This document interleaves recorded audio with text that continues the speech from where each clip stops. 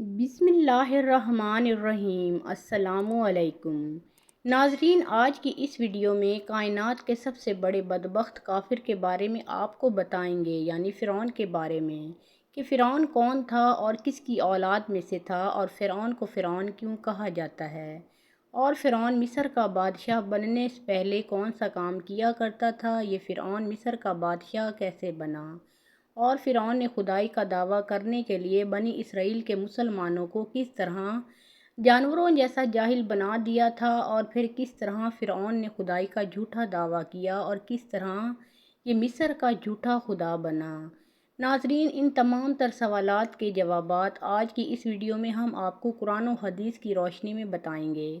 ناظرین، وہ فرعون جس کا ذکر قرآن پاک میں ملتا ہے، جو حضرت موسیٰ علیہ السلام کے دور میں پایا جانے والا فرعون تھا، یعنی مورخین نے اس کا نام قبوس بھی تحریر کیا ہے۔ ناظرین، فرعون بدبخت کا تعلق قبیلہ قبطیہ سے تھا اور اس کی عمر 400 سال تھی۔ اس 400 سال کی عمر میں نہ تو وہ کبھی بیمار ہوا اور نہ ہی کبھی اس کے سر میں درد ہوا، اور نہ ہی کوئی دشمن اس پر غالب آ سکا۔ اس کا چہرہ تانبے کی طرح چمکتا تھا، اسی وجہ سے یہودی اس کو قبوس کہا کرتے تھے۔ فرعون بادشاہ بننے سے پہلے محنت مزدوری اور تجارت کیا کرتا تھا۔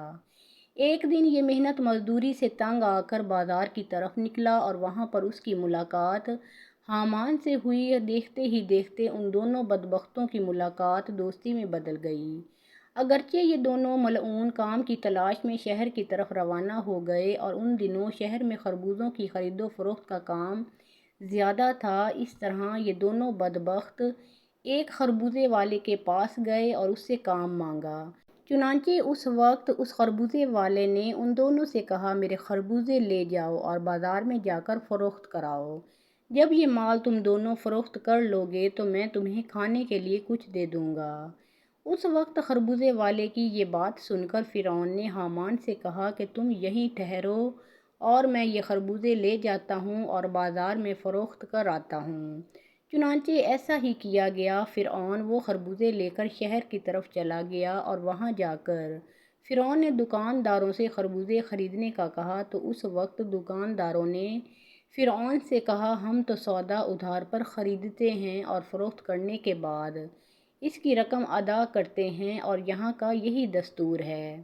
چنانچہ دکانداروں کی یہ بات سن کر فرعون کچھ دیر کے لیے خاموش ہو گیا، اور پھر اسی وعدے پر وہ سامان فروخت کر کے واپس چلا آیا۔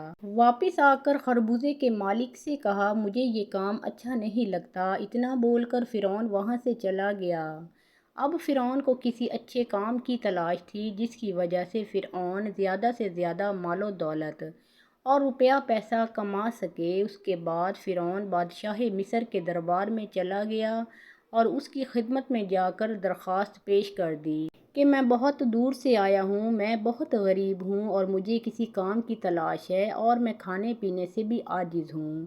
برائے مہربانی اپنی سلطنت مصر کے اسی شہر میں بطور فدوی مجھے کوئی کام دے دیا جائے، اور اس غلام کو اس جگہ پر مامور فرما کر سرفراز کیا جائے۔ چنانچہ اس وقت فرعون کی یہ بات سن کر مصر کے بادشاہ نے کہا کہ تو کون سا کام کرنا چاہتا ہے؟ چنانچہ بادشاہ کی یہ بات سن کر فرعون نے کہا کہ مجھے مصر کے قبرستان کی دروگی دے دی جائے، اور اس کے بدلے میں کچھ رقم فدیے کے طور پر شاہی خزانے میں جمع کروایا کروں گا، اور باقی رقم اپنے پاس رکھوں گا، اور میری اجازت کے بغیر مصر کے اس قبرستان میں کوئی بھی مردہ دفن نہ ہوگا۔ یہ بات سن کر اس وقت کے بادشاہ مصر نے فرعون کو مصر کے قبرستان کی دروگی دے دی۔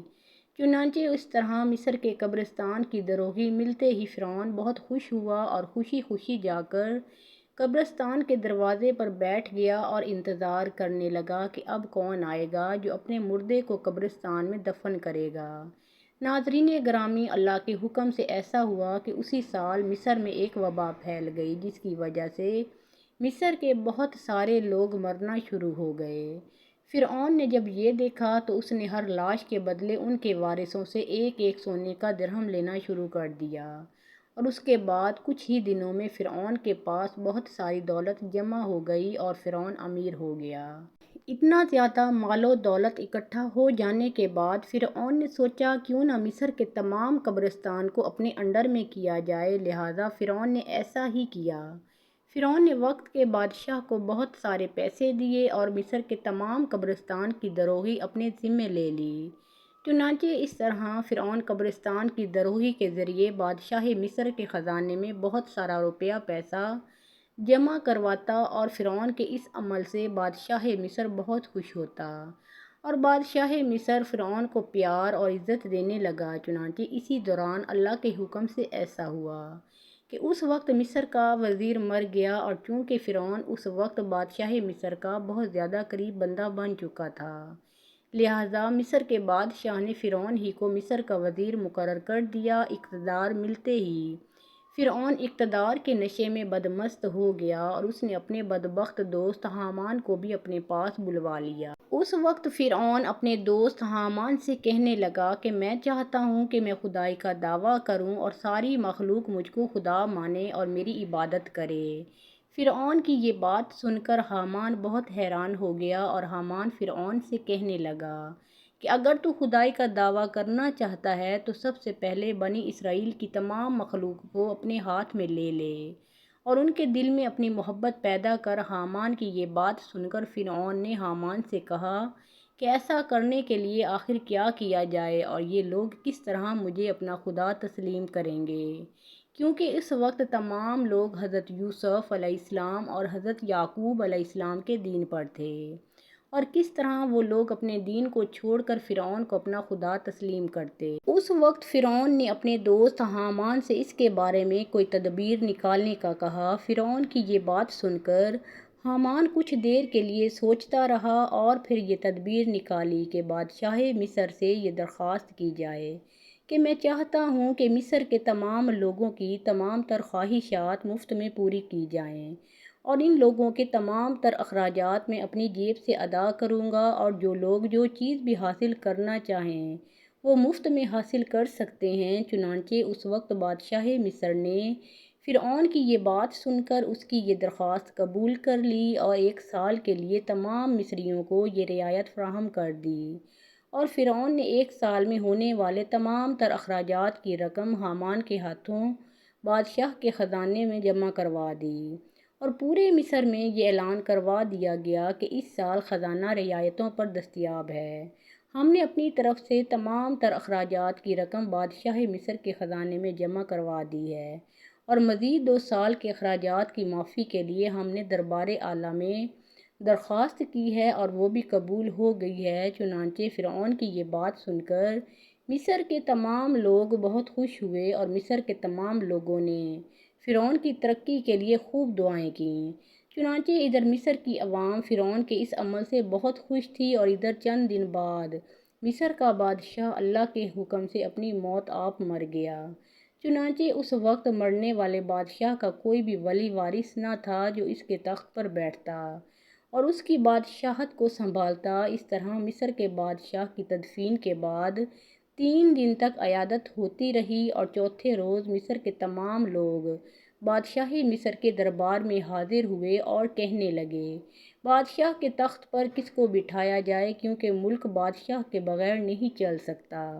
چنانچہ اس وقت مصر کے لوگوں نے فرعون سے یہ نیکی دیکھی تھی کہ فرعون نے 3 برس کا خزانہ مصر کے لوگوں پر معاف کروایا تھا اور ان کے اخراجات کا خرچ اپنے پاس سے بادشاہ مصر کو دیا تھا، اسی لیے مصر کے تمام لوگ فرعون کے اس عمل سے بہت زیادہ خوش تھے۔ فرعون کی یہ خیر خواہی دیکھ کر مصر کے لوگوں نے بدبخت فرعون کو بادشاہ کے تخت پر بٹھا دیا، اور اس طرح فرعون بدبخت مصر کا بادشاہ بن گیا۔ اس وقت لوگوں نے یہ خیال کیا کہ فرعون بہت ہی اچھا انسان ہے اور ہماری رعایا کا بہت اچھا خیال رکھے گا۔ اس طرح جب یہ فرعون مصر کے وزیر سے مصر کا بادشاہ بنا تو اس وقت فرعون نے اپنے دوست حامان کو مصر کا وزیر مقرر کر دیا۔ فرعون مصر کا بادشاہ بنتے ہی اپنے دوست حامان سے کہنے لگا کہ اب پورے مصر میں ہماری بادشاہی ہے، ہم جو چاہیں وہ کر سکتے ہیں۔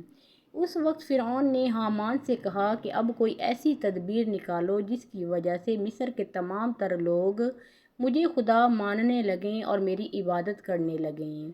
اس وقت حامان بدبخت نے فرعون کو یہ مشورہ دیا کہ جتنے بھی علماء دین جو تدریس کا کام کر رہے ہیں وہ سب کے سب دین کی تدریس کو ختم کر دیں اور لوگوں کے درمیان اسلام کی تبلیغ کا سلسلہ بالکل ختم کر دیا جائے، تاکہ آہستہ آہستہ تمام لوگ اپنے دین سے دور ہو جائیں اور اپنے دین سے بے خبر ہو جائیں اور آئندہ آنے والی نسل دین سے بے خبر اور جاہل پیدا ہو۔ چنانچہ حامان کی یہ بات سن کر فرعون نے فوراً یہ حکم جاری کر دیا اور مصر کے اندر درس و تدریس کا یہ سلسلہ ختم کر دیا گیا، اور فرعون نے مصر کے اندر یہ حکم جاری کر دیا کہ کوئی بھی شخص مصر میں درس و تدریس نہ کرے ورنہ اس کو قتل کر دیا جائے گا۔ فرعون بادشاہ کا یہ حکم سنتے ہی درس و تدریس کا یہ سلسلہ ختم کر دیا گیا اور مصر کے لوگوں نے بالکل پڑھنا لکھنا چھوڑ دیا۔ چنانچہ اس طرح درس و تدریس کا سلسلہ ختم ہونے کے بعد وقت گزرتا گیا اور وقت کے ساتھ ساتھ تمام لوگ جاہل بن گئے اور علم سے دور ہو گئے اور اپنے حقیقی خدا اللہ تعالیٰ کو بالکل ہی بھول گئے۔ اس وقت مصر کے لوگوں کی یہ حالت ہو گئی کہ وہ جانوروں کی طرح جاہل بن گئے۔ اس وقت فرعون نے تمام مصر کے لوگوں کو یہ حکم جاری کیا کہ مصر کے تمام لوگ اپنے اپنے گھروں میں بت بنا کر اس کو سجدہ کیا کریں اور اس کی پوجا کیا کریں۔ چنانچہ فرعون کا یہ حکم پاتے ہی ایک قوم جو اس وقت کثیر تعداد میں تھی، انہوں نے بتوں کی پوجا کرنا شروع کر دی اور آہستہ آہستہ یہ بت پرستی بڑھتی چلی گئی اور یہ سلسلہ 20 سال تک جاری رہا۔ اور پھر اس کے بعد فرعون نے مصر میں یہ اعلان کروایا اور اس اعلان میں یہ الفاظ لوگوں کے کانوں تک پہنچائے، جس کا ذکر قرآن پاک میں یوں ملتا ہے: اور پس لوگوں کو جمع کیا اور لوگوں سے کہا، میں ہوں رب تمہارا سب سے بڑا اور بلند۔ ناظرین، اس طرح لوگ کئی سال تک بتوں کی پوجا کرتے رہے۔ جب لوگ مشرک اور بت پرست بن گئے تو اس وقت فرعون نے یہ حکم جاری کیا کہ اپنے گھروں میں موجود تمام بتوں کو توڑ دیا جائے اور مجھے خدا مانا جائے اور میری پوجا کی جائے۔ چنانچہ فرعون کا یہ حکم ملتے ہی تمام لوگوں نے ایسا ہی کیا۔ تمام قوم نے بتوں کو توڑ دیا اور فرعون کو پوجنا شروع کر دیا اور فرعون کو خدا ماننے لگے، لیکن قبطی قوم کے علاوہ کوئی دوسرا فرعون کو خدا نہیں مانتا تھا۔ قبطی قوم واحد ایسی قوم تھی جو فرعون کو اپنا خدا مانتی تھی اور باقی تمام لوگ اللہ کی وحدانیت پر یقین رکھتے تھے اور اللہ تعالیٰ کو ہی اپنا خدا مانتے تھے۔ اسی وجہ سے فرعون قبطیوں پر بہت زیادہ مہربان تھا اور بنی اسرائیل کے مسلمانوں پر طرح طرح کے ظلم و ستم کیا کرتا تھا، کیونکہ بنی اسرائیل کی قوم حضرت یوسف علیہ السلام کے دین پر تھی، اسی وجہ سے تو فرعون ان پر ظلم کیا کرتا تھا۔ رسول محترم حضرت محمد مصطفیٰ صلی اللہ علیہ وآلہ وسلم نے ایک دفعہ زمین پر 4 لکیریں کھینچیں اور پاس بیٹھے ہوئے صحابہ سے پوچھا، تم میں سے کوئی جانتا ہے کہ یہ کیا ہے؟ صحابہ نے عرض کی، اللہ اور اس کا رسول ہی بہتر جانتے ہیں۔ تو رسول اللہ صلی اللہ علیہ وآلہ وسلم نے فرمایا، یہ جنتی عورتوں میں سے سب سے افضل 4 عورتیں ہیں۔ نمبر 1 خدیجہ بنت خویلد، فاطمہ بنت محمد، فرعون کی بیوی آسیہ اور عیسیٰ کی والدہ مریم بنت عمران۔ ناظرین گرامی، حضرت آسیہ زوجہ فرعون ایسی بابرکت خاتون کہ جن کا ذکر قرآن میں اللہ پاک نے یوں بیان فرمایا ہے کہ اللہ نے ان لوگوں کے لیے جو ایمان لائے ہیں زوجہ فرعون کی مثال بیان فرمائی ہے۔ حافظ ابن حجر عسقلانی لکھتے ہیں کہ مصری شاہی خاندان کے بادشاہ ریان بن ولید، جو کہ حضرت یوسف علیہ السلام کے دور میں تھے اور ان پر ایمان بھی لائے تھے، ان کی پوتی بے حد حسین و جمیل تھی جن کا نام آسیہ تھا اور ان کا نسب کچھ یوں بیان ہوا ہے: آسیہ بنت مزاحم بن عبید بن ریان بن ولید۔ جب رمسیس شاہ مصر بنا تو اس نے تخت سنبھالتے ہی لوگوں کو عیش و عشرت میں ڈال دیا۔ اس نے یہ فرمان جاری کیا کہ آج سے سارے اسرائیلی قبطیوں کے غلام ہوں گے۔ چنانچہ اسرائیلی غلاموں کی لسٹیں بنا کر ہر ایک گھر میں ان کو نوکر رکھ دیا گیا۔ فرعون مصری لڑکیوں کا بے حد شوقین تھا۔ اس کے تخت شاہی پر بیٹھتے ہی اسرائیلیوں نے اپنی لڑکیوں کو گھروں سے باہر نکلنے پر پابندی عائد کر دی۔ فرعون نے بھی حضرت آسیہ سلام اللہ علیہا کے حسن کے چرچے سن رکھے تھے۔ ایک دن فرعون نے حضرت آسیہ کے سارے خاندان کو دعوت پر مدعو کیا اور وہیں پر ان کے والد سے حضرت آسیہ کا رشتہ مانگا۔ حضرت آسیہ کے والد نے انکار کیا تو اس نے دھمکی دی کہ تم سمیت تمہارے سارے خاندان کو اس محل سے باہر نہیں جانے دیا جائے گا، سب یہیں پر قتل کر دیے جاؤ گے اور تمہاری اولادیں بھی اسرائیلیوں کی طرح غلام بنا لی جائیں گی۔ یعنی بادشاہت کے زور پر حضرت آسیہ اور فرعون مصر کی شادی ہوئی۔ حضرت آسیہ تو شادی سے پہلے ہی فرعون کے ظلم و ستم کی داستانیں سن چکی تھیں اور دل میں فرعون کے لیے نفرت بھر چکی تھیں، لیکن اس شادی میں اللہ پاک کی رضا شامل تھی، کیونکہ اللہ کے پیغمبر حضرت موسیٰ علیہ السلام کو فرعون کے محل میں حضرت آسیہ سلام اللہ علیہا کے یہاں پرورش پانی تھی۔ حضرت آسیہ چونکہ حضرت یوسف علیہ السلام کی شریعت پر عمل پیرا تھیں اور ایک خدا کو ماننے والی تھیں۔ شادی کی پہلی رات جب فرعون کمرے میں داخل ہوا تو دیکھا کہ اس کی بیوی آسیہ اللہ کی عبادت میں کھڑی ہیں۔ ناظرین گرامی، یہاں یہ بات بتاتے چلیں کہ حضرت آسیہ سلام اللہ علیہا سے شادی کرنے تک فرعون نے خدائی کا دعویٰ نہیں کیا تھا۔ چونکہ فرعون حضرت آسیہ سلام اللہ علیہا کی محبت میں گرفتار تھا تو وہ پہلی ہی رات سے حضرت آسیہ کے ناز و نخرے برداشت کرنے لگا۔ اس نے حضرت آسیہ کی عبادت میں مداخلت نہ کی اور انتظار کرتے کرتے سو گیا۔ اس طرح اللہ پاک نے حضرت آسیہ سلام اللہ علیہا کو فرعون کی صحبت سے محفوظ رکھا اور وہ آپ پر قادر نہ ہوا۔ بعض روایات تو اس طرح ملتی ہیں کہ جب بھی فرعون حضرت آسیہ کی خلوت گاہ میں داخل ہوتا تو حضرت جبرائیل فرعون اور حضرت آسیہ کے درمیان پردہ حائل فرما دیتے، جس سے وہ ساری رات پرسکون سویا رہتا۔ کچھ کتابوں میں لکھا ہے کہ اللہ نے فرعون کو نامرد کر دیا تھا، جس کی وجہ سے وہ حضرت آسیہ سے صحبت ہی نہ کر سکا۔ ان سب کے باوجود فرعون اپنی بیوی حضرت آسیہ سلام اللہ علیہا سے بے پناہ محبت کرتا تھا۔ بعض روایات میں فرعون کی ایک بیٹی کا ذکر بھی ملتا ہے، تو آپ کو بتاتے چلیں کہ وہ لڑکی انہوں نے کسی سے لے کر پالی تھی۔ فرعون کا حضرت آسیہ سے پیار ہی تھا کہ جب حضرت موسیٰ علیہ السلام ایک صندوق میں ملے تو حضرت آسیہ کے کہنے پر اس نے حضرت موسیٰ کو اپنے گھر میں جگہ دے دی۔ حضرت آسیہ کی چونکہ اپنی کوئی اولاد ہی نہ تھی، اس لیے آپ نے حضرت موسیٰ کو اپنا بیٹا بنا لیا اور فرعون سے کہنے لگی، یہ بچہ میری اور تیری آنکھوں کی ٹھنڈک ہے، اسے قتل نہ کرو۔ جیسے جیسے حضرت موسیٰ پرورش پاتے رہے تو حضرت آسیہ آپ کے معجزات دیکھ دیکھ کر حیران ہوتی رہیں اور دل میں یہ جان لیا کہ یہ بچہ کوئی عام نہیں۔ ان کی توقعات کے عین مطابق جب حضرت موسیٰ علیہ السلام نے نبوت کا اعلان فرمایا تو حضرت آسیہ ان پر ایمان لے آئیں، لیکن اپنا ایمان لانا محل والوں سے چھپا رکھا۔ ان کے ایمان لانے کا واقعہ کچھ اس طرح ہے کہ ایک دن فرعون کے دربار میں ایک باندی کو لایا گیا، وہ حضرت موسیٰ علیہ السلام پر ایمان لے آئی تھی۔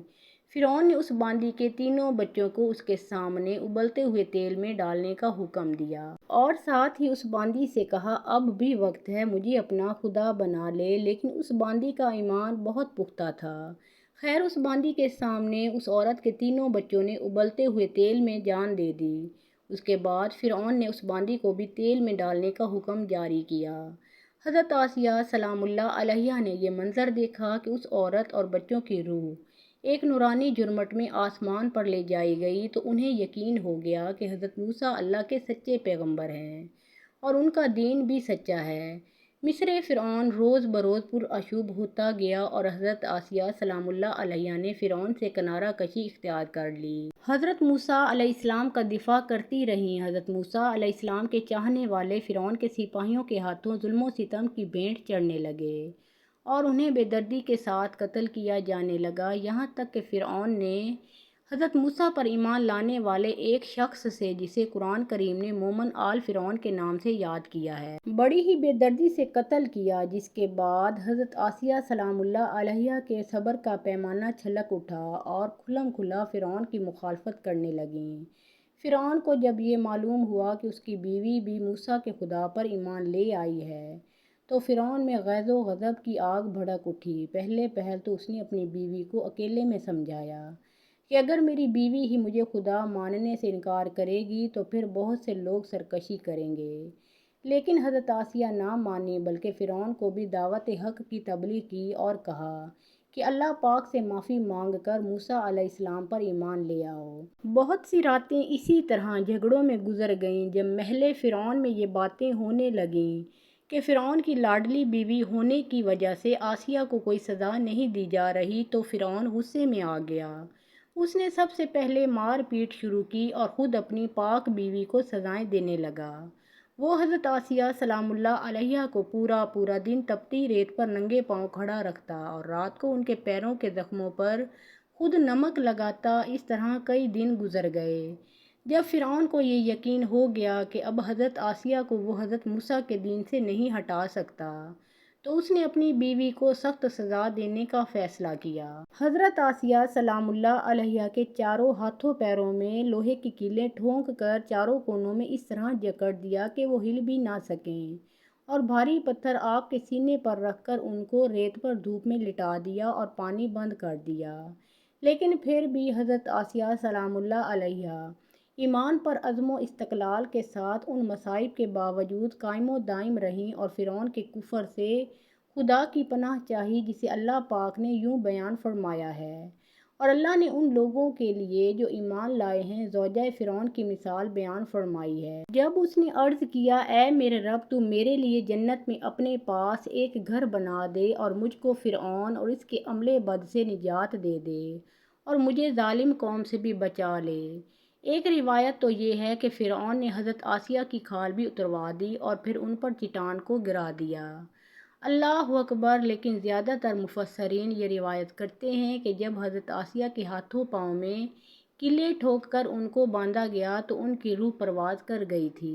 آپ کا مزار پر انوار مصر میں ہی واقع ہے۔ ناظرین گرامی، حضرت آسیہ سلام اللہ علیہا کا اپنے ایمان پر قائم رہنا آج کے تمام مسلمانوں کے لیے مشعل راہ ہے۔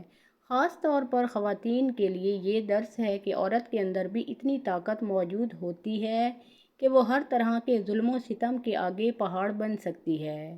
اللہ پاک سے دعا ہے کہ وہ ہم سب کی بے حساب مغفرت فرمائے، ہمیں نیک بندوں کی راہ پر چلنے کی توفیق دے، ہمیں پیارے نبی کریم صلی اللہ علیہ وآلہ وسلم اور ان کی پاک آل سے بے پناہ محبت عطا فرمائے، آمین۔ ناظرین گرامی، کمنٹ باکس میں اللہ تعالیٰ کے 99 ناموں میں سے ایک نام ضرور ٹائپ کریں۔ ویڈیو پسند آئی ہو تو لائک اور شیئر کیجیے۔ اللہ تعالیٰ آپ سب کا حامی و ناصر ہو۔